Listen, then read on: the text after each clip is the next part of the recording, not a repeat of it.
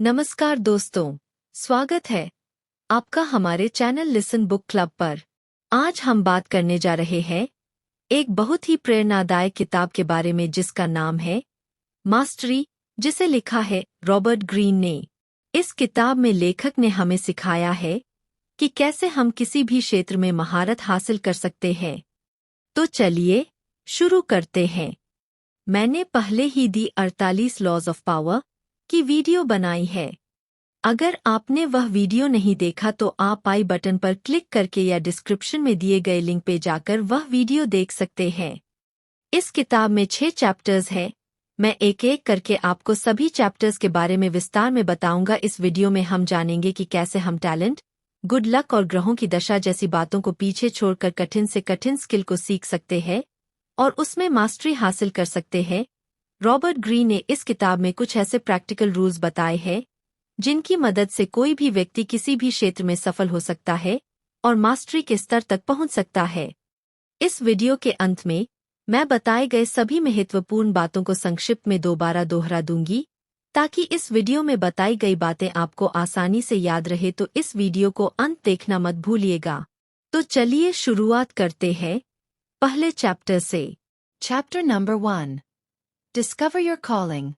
The life's task. दोस्तों, हम सब में एक आंतरिक शक्ति होती है जो सभी जीवित चीजों को बड़ा करती है और उनमें बदलाव लाती है।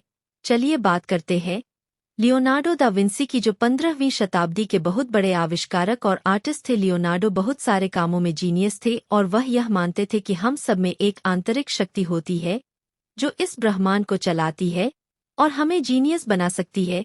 लियोनार्डो को बचपन में ज्यादा पढ़ाई करने का मौका नहीं मिला, लेकिन उन्होंने प्रकृति को बहुत अच्छे तरीके से ऑब्जर्व किया। प्रकृति की खूबसूरती और जीवन की शक्ति को देखकर उन्हें अच्छा लगता था और वह प्रकृति की इस खूबसूरत शक्ति को बहुत अच्छे से समझना चाहते थे। वह पहाड़ों पर या नदी के किनारे पर बैठकर प्रकृति की तस्वीरें बनाते थे। दोस्तों, जीनियस बनने के लिए सबसे पहले हमें यह पता होना चाहिए कि हमारे लक्ष्य क्या है। जब व्यक्ति के मन में उसके लक्ष्य स्पष्ट होते हैं तो वह उन्हें पाने के लिए उस दिशा में काम करता है और अपना सारा ध्यान और ऊर्जा अपने लक्ष्य पर लगाता है। वह सभी लोग जो अपने कार्यक्षेत्र में जीनियस और सफल होते हैं, उन सभी में कुछ गुण सामान्य होती है। उनमें से सबसे पहला गुण है कुछ नया सीखने की चाहत और अपने काम के प्रति लगन। जीनियस लोग हमेशा जानते हैं कि उन्हें क्या करना है और वह हमेशा अपने काम के प्रति समर्पित होते हैं। सर इसक न्यूटन कहते थे कि वह ग्रेविटी के बारे में हर रोज सोचते थे और उस पर काम करते थे, इसलिए वह ग्रेविटी के नियम की खोज करने में सफल हुए। अल्बर्ट आइंस्टाइन कहते थे कि उनकी सफलता के पीछे उनकी कुछ नया करने की चाहत, कड़ी मेहनत और काम के लिए उनकी लगन थी। Steps for finding your calling. लेखक रॉबर्ट ग्रीन ने हमें अपने जीवन का उद्देश्य ढूंढने के लिए कुछ तरीके बताए हैं। Return to your origins. बहुत से सफल लोगों का झुकाव उसी काम की तरफ होता है जिसे वह बचपन से ही करना चाहते थे। आपको यह सोचना होगा कि जब आप छोटे थे तो आपको किस काम का शौक था। ऑक्यूपाई दी परफेक्ट नीश। बहुत से सफल लोगों ने अपने लक्ष्य तय करने से पहले अपने बचपन में झांक कर देखा कि बचपन में उन्हें किस काम में दिलचस्पी थी। आपको भी ऐसा ही करना होगा, यानी आपको देखना होगा कि बचपन में आपकी सबसे अधिक दिलचस्पी किस काम में थी। Avoid the false path. कुछ लोग धन और शोहरत को देखकर गलत कामों की तरफ आकर्षित हो जाते हैं। कुछ लोग अपने माता पिता के दबाव में गलत प्रोफेशन को अपना लेते हैं। अगर आप जीवन में सफल होना चाहते हैं तो आपको इस बात का ध्यान रखना होगा कि आप किसी भी काम को केवल उससे मिलने वाली दौलत और शोहरत को देख कर ना अपनाएं और ना ही अपने माता पिता के कहने पर किसी गलत प्रोफेशन में जाएं। Let go of the past. अगर आपने अपने अतीत में कुछ गलत कामों का चुनाव किया है तो आप उन्हें छोड़ सकते हैं। हमें उन फैसलों को बदल देना चाहिए और उन कामों को छोड़ देना चाहिए जिन्हें हमने गलती से चुना है, क्योंकि गलत काम करते हुए हम कभी सफल नहीं हो सकते। Find your way back.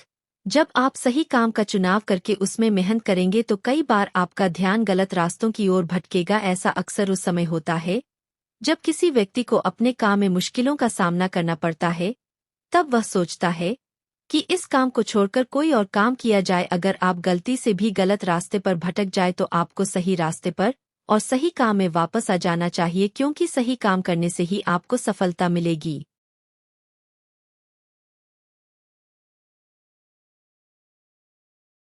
Chapter number 2. Submit to reality. The ideal apprenticeship. School और कॉलेज में हम जो शिक्षा लेते हैं वह किताबी शिक्षा होती है जिससे हमें सर्टिफिकेट और डिग्री मिलती है। स्कूल और कॉलेज की पढ़ाई खत्म होने के बाद समय आता है प्रैक्टिकल शिक्षा ग्रहण करने का, जिसे ट्रेनिंग भी कहा जाता है, जो कि सफलता के लिए एक बहुत ही महत्वपूर्ण कदम होता है। हर बार जब आप अपना करियर बदलते तो आप इस चरण में नए सिरे से दाखिल होते हैं। नए कार्यक्षेत्र में जाने के बहुत से खतरे होते हैं क्योंकि नए कार्यक्षेत्र में आपको सब कुछ शुरू से करना होता है और शुरू से सीखना होता है। अब सवाल यह उठता है कि सही काम का चुनाव कैसे किया जाए। इस सवाल का जवाब बहुत आसान है। आपको केवल उसी काम की ट्रेनिंग को चुनना है जिसमें आपको सबसे अधिक सीखने को मिले और जिस काम की मार्केट में अच्छी मांग हो। The 3 steps of the apprenticeship phase. Step 1. Deep observation, the passive mode. ज्यादातर लोग अपनी ट्रेनिंग की शुरुआत में यह सोचते हैं कि अपने काम में सफल होने के लिए उन्हें लोगों का ध्यान आकर्षित करना होगा, उन्हें प्रभावित करना होगा और खुद को लोगों के सामने साबित करना होगा, जो कि एक गलत धारणा है। गलत धारणाएं लोगों को सच्चाई से दूर रखती है और उनकी सफलता में रुकावट बन जाती है। आपको हमेशा यह देखना चाहिए कि आपके कार्यक्षेत्र में कौन से व्यक्ति सबसे अधिक सफल है और उनसे सफलता की तकनीकें और नियम सीखने चाहिए। Step 2. Skill acquisition, the practice mode. दोस्तों, किसी भी ट्रेनिंग में सबसे जरूरी और ध्यान रखने वाली बात यह है कि आप एक समय पर केवल एक ही स्किल को सीखें। आप किसी भी कीमत पर एक से ज्यादा स्किल्स को सीखने की गलती ना करें, क्योंकि ऐसा करने से आप किसी भी स्किल को कुशलता से नहीं सीख पाएंगे। दूसरी बात, जब भी आप ट्रेनिंग में कुछ नया सीखने की कोशिश करेंगे तो आपको उसमें मुश्किल जरूर आएगी। कई बार आपको नई चीजें सीखनी मुश्किल लगेंगी और कई बार आपको बहुत बोरियत महसूस होगी। ज्यादातर लोग ऐसे समय में सफल होने के शॉर्टकट ढूंढते हैं और निरंतर प्रैक्टिस के महत्व को भूल जाते हैं। आपको इस बात का ध्यान रखना है कि आप अपनी स्किल्स को पूरी लगन से सीखें और शॉर्टकट की ओर भटकने से बचें। Step 3. Experimentation, the active mode. जब आप ट्रेनिंग में नई स्किल सीखते हैं तो उसके बाद समय आता है उन स्किल्स को अप्लाई करने का। Strategies for completing the ideal apprenticeship. Value learning over money.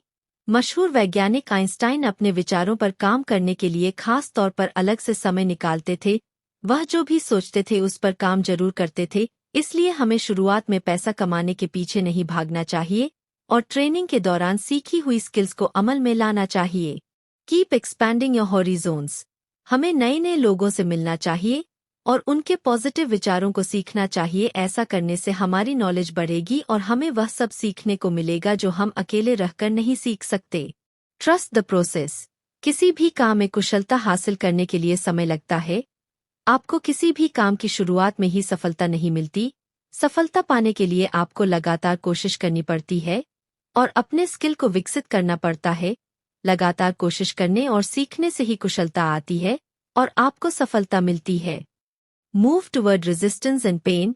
अक्सर लोग जब किसी भी स्किल को अच्छी तरह से सीख लेते हैं तो उसी पर काम करते रहते हैं क्योंकि उस पर काम करना उन्हें आसान लगता है।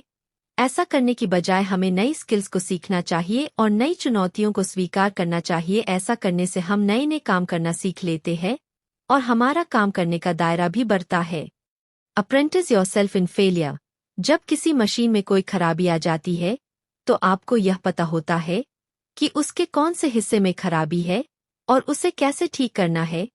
ठीक इसी तरह जब हम किसी काम में फेल होते हैं तो हमें यह पता चल जाता है कि हमें अपनी कौन सी स्किल्स पर काम करने की और उसे बेहतर बनाने की जरूरत है।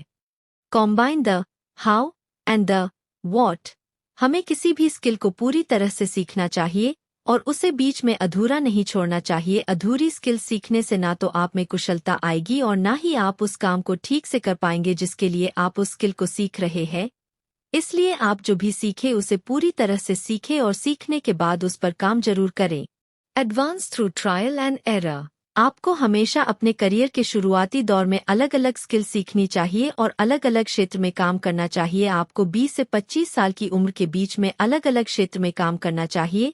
और उसमें से जो काम आपको अपने लिए सबसे अच्छा लगे उसे हमेशा के लिए अपना लेना चाहिए। हमें शुरू में केवल एक कार्यक्षेत्र में रहने की गलती नहीं करनी चाहिए, क्योंकि इस आधुनिक युग में जो व्यक्ति केवल एक कार्यक्षेत्र में रहता है वह अक्सर 40 साल की उम्र तक अपने काम से बोर हो जाता है। शुरुआती दौर में अलग अलग क्षेत्र में काम करने से और अलग अलग काम सीखने से आपके पास हमेशा काम करने के नए मौके मौजूद रहते हैं।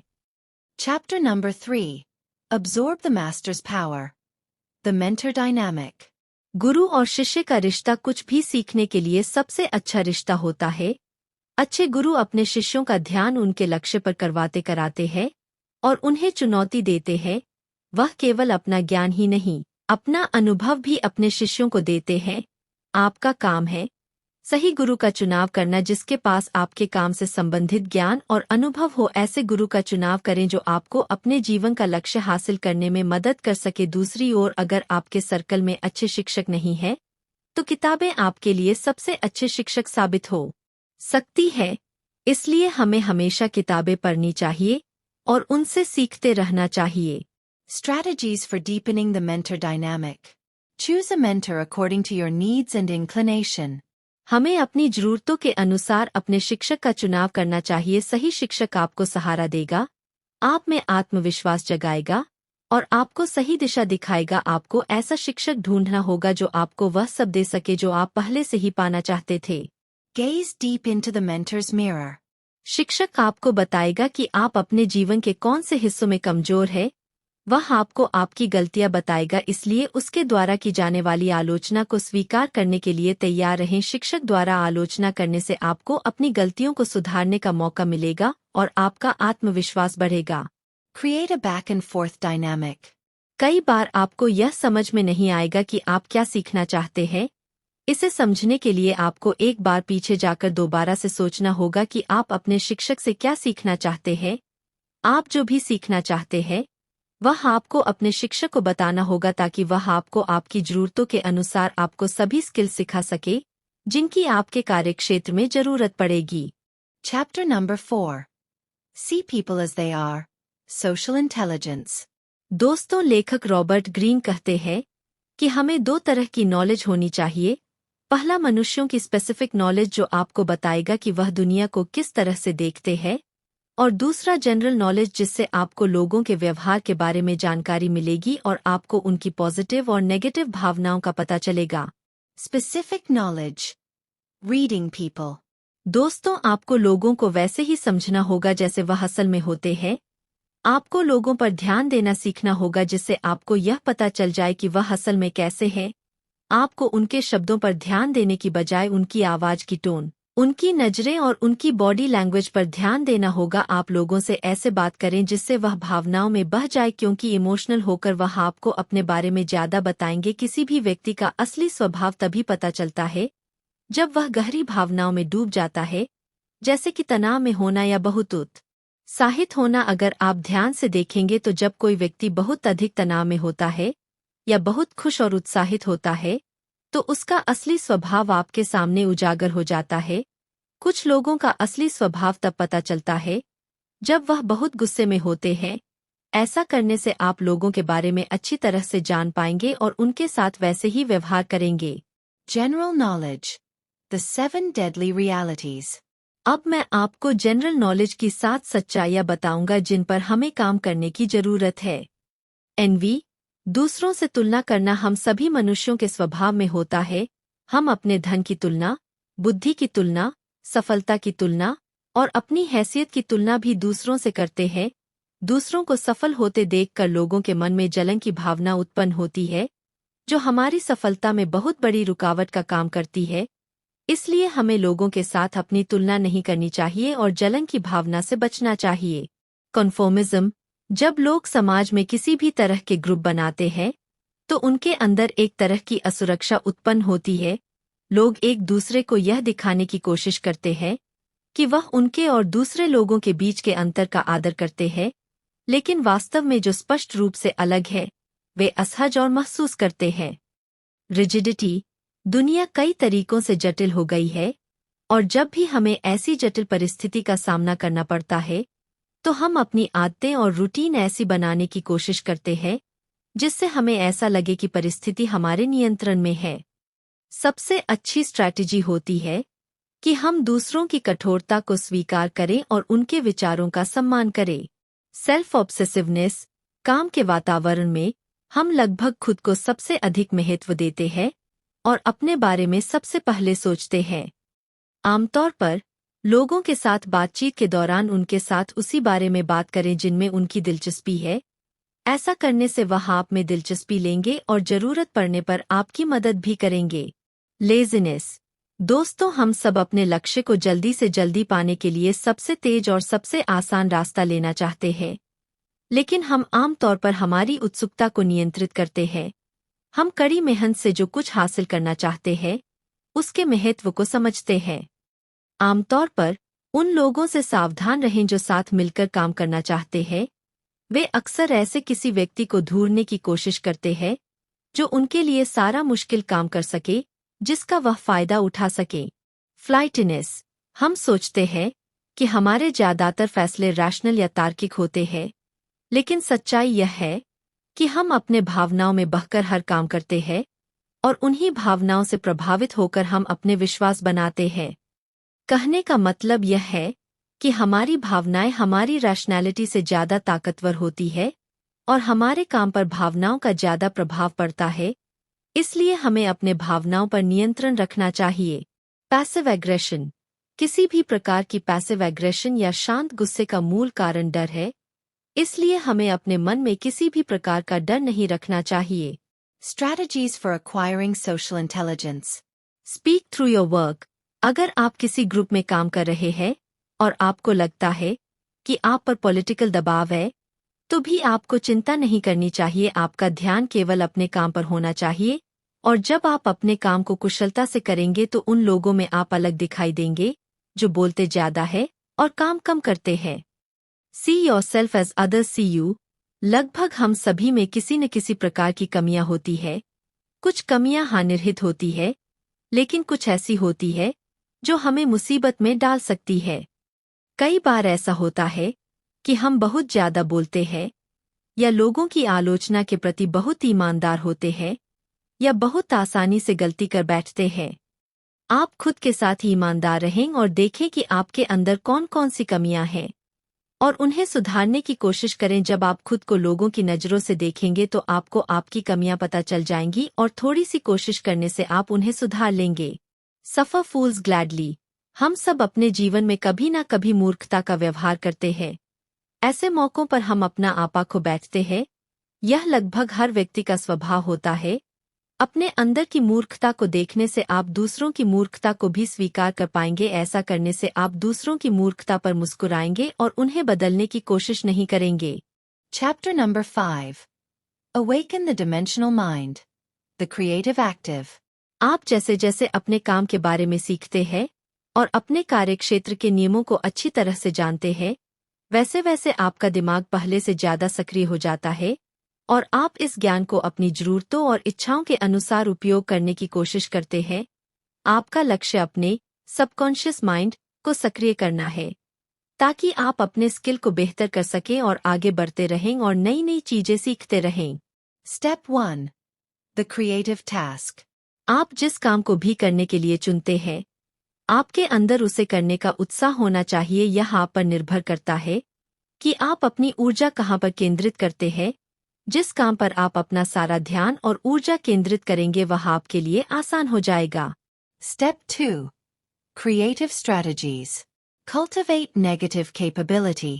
अपने काम के दौरान आपको बहुत सारे समस्याओं और अनिश्चितताओं का सामना करना पड़ता है, इसलिए उन्हें सहने और निपटने करने के लिए उन्हें अच्छी तरह से जाने, ताकि समय आने पर आप उनके लिए पहले से ही तैयार रहे।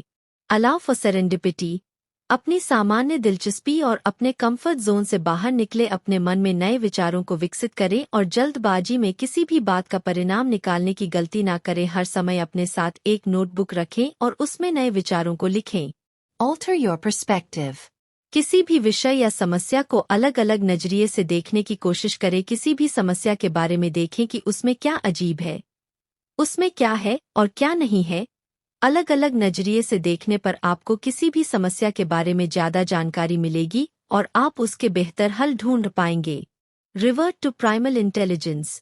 भाषा से परे सोचने की कोशिश करें। जिन चीजों को शब्दों में बयान नहीं किया जा सकता उनको विजुअल लैंग्वेज, मॉडल या चित्रों के जरिए समझाने की कोशिश करें। Step 3. The creative breakthrough. Tension and insight. जब आप किसी भी काम को करते हैं तो एक समय ऐसा होता है जब तनाव अपने ऊंचे स्तर पर पहुंच जाता है। ऐसे समय पर आपको काम से ब्रेक लेना चाहिए और थोड़ा आराम करना चाहिए। फिर आप उसे छोड़कर थोड़ी देर के लिए कोई और काम भी कर सकते हैं। तनाव की परिस्थिति में ब्रेक लेने से आपको किसी भी समस्या का हल ढूंढने और काम को पूरा करने का रास्ता मिल जाता है। कई बार हम सोचते हैं कि हमारे काम को पूरा करने के लिए हमारे पास बहुत अधिक समय है। यह भावना हमारे दिमाग पर एक गहरा प्रभाव डालती है। हमारा ध्यान बंट जाता है और विचार फैल जाते हैं। काम में हमारी इंटेंसिटी कम हो जाती है और काम करने की गति में भी कमी आ जाती है, जिसके कारण दिमाग का अपने ऊंचे स्तर पर सोचना मुश्किल हो जाता है। Strategies for the creative active phase. The authentic voice. जो कोई भी व्यक्ति तकनीकों को सीखने में, अपने क्षेत्र में विशेषता हासिल करने में 10 साल लगाएगा, वह मास्टरी हासिल कर पाएगा और कुछ अनोखा बना पाएगा। दी फैक्ट ऑफ ग्रेट यील्ड। 20 अलग अलग आइडियाज पर काम करने से बेहतर है कि किसी एक आइडिया को लेकर उसके 10 अलग अलग तथ्यों के बारे में जानकारी ली जाए। Mechanical intelligence.